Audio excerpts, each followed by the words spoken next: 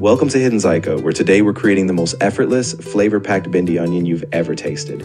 Honestly, if you're tired of standing over a hot stove on a busy weeknight, this recipe is going to be your new best friend. We're starting off with 2 medium onions, thinly sliced, and laying them out on a baking sheet. I love doing this because as they bake, they get so wonderfully sweet and caramelized. Next up, we have 3 large, juicy tomatoes. As you dice them, just think about that incredible burst of tangy flavor they're going to bring to the dish. Now for a little bit of excitement, because what is a good desi dish without a little kick, right?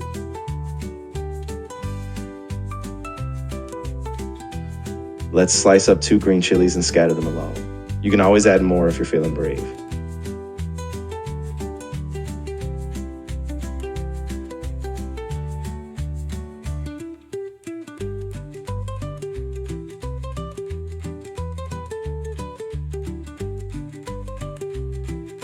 And here's our true showstopper, frozen cut okra. We're using half a bag today. Just look at that gorgeous bright green against the rich reds of the tomatoes. It's like art on a baking sheet.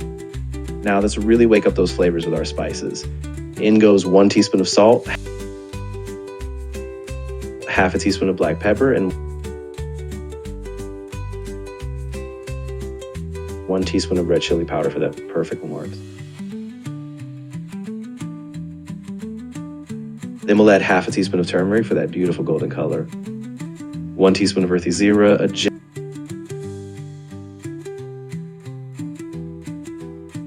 sprinkle of aromatic kasuri methi, and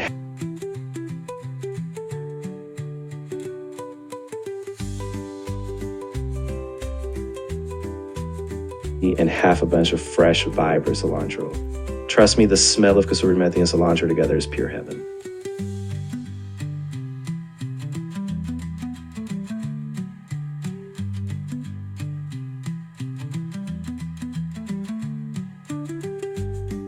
Drizzle on 4 tablespoons of oil and watch the magic happen as you toss it all together. Now, a quick little kitchen secret. I actually found it much easier to transfer this entire mix into a large bowl, just to make sure every single piece of bhindi is beautifully coated in that gorgeous spice blend without spilling over the edges. Once it's perfectly mixed, return it to the tray, spread it out,